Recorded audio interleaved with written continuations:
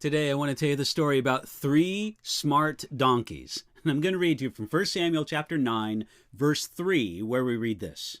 Now the donkeys of Kish, Saul's father, were lost. And Kish said to his son Saul, "Please take one of the servants with you, and arise and go look for the donkeys." The people of Israel demanded a king.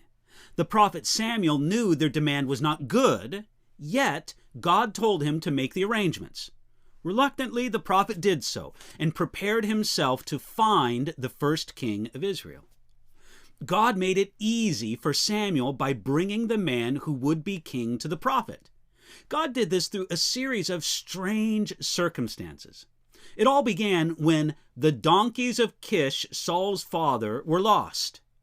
Israel's first king was led to the throne by three lost donkeys.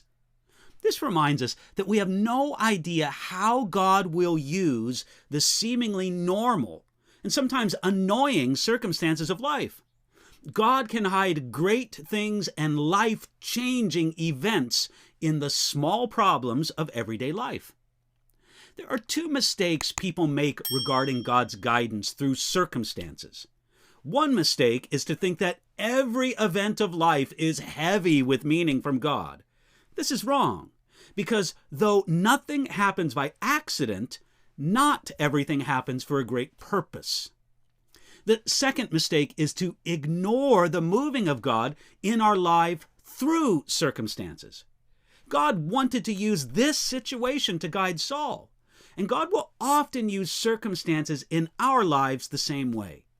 We need to trust in God's goodness and his ability to make all things work together for good, as Romans 8:28 says. 1 Samuel chapter 9 tells us that Saul and his companions could not find the lost donkeys. They were frustrated enough to seek guidance from a man of God, and therefore came to the prophet Samuel. The frustration of those three lost donkeys fulfilled God's purpose perfectly.